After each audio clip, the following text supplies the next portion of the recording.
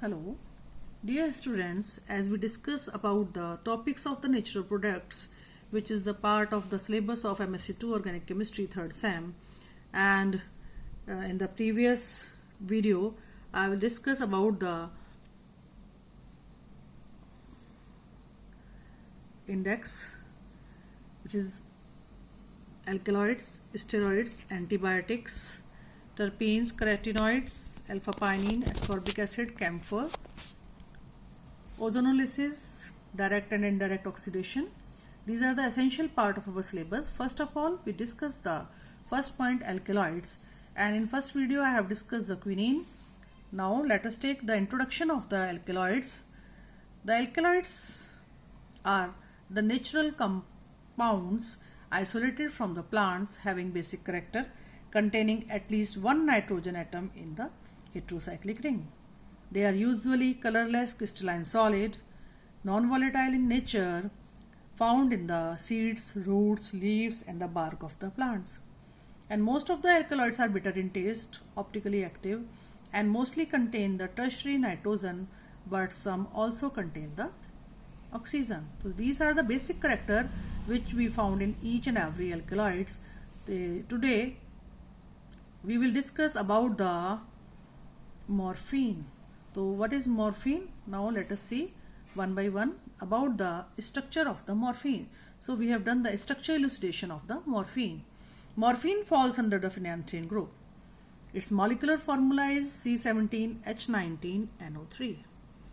Its melting point is 253 to 255 degrees Celsius. This is the chief alkaloid found in the opium, and it is the first alkaloid which is isolated by Saturner in 1806.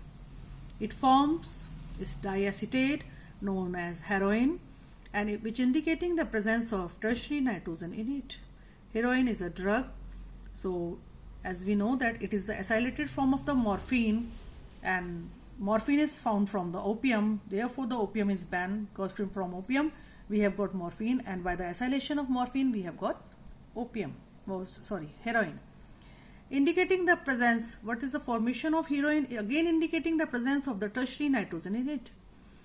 And morphine itself gives the ferric chloride test, which indicating the presence of the phenolic group in it, and it also dissolved in the NaOH and gives the monosodium salt, which indicating the presence of the one of the hydroxy group in it. Next, the halogen acid convert the morphine into the monohalogen derivative, which indicating the presence of the alcoholic hydroxy group in it.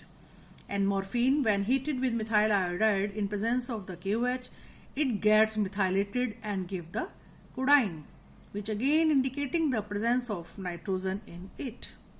And morphine is a tertiary base, because when it's treated with HCl at 140 degrees Celsius under pressure, it forms the apomorphine. And morphine, when distilled with the zinc dust, it produces the phenanthrene, which indicating the presence of phenanthrene nucleus in the morphine. And the fusion of the 3,4-dimethoxy 2-nitrobenzylaldehyde phenylacetic acid, indicating the presence of the 2-hydroxy group at the ortho position with respect to each other. This synthesis proves that dimethyl morphol is 3,4-dimethoxyphenanthrene.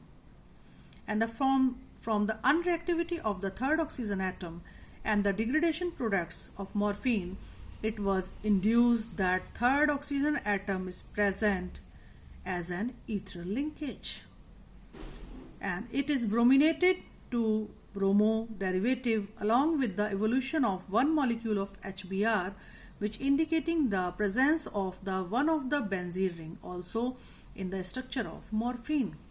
So basically we discuss all the point which determine the structure of morphine. So look at the structure of morphine. The Goulard and the Robinson in 1923 and 25 proposed the following structure of morphine.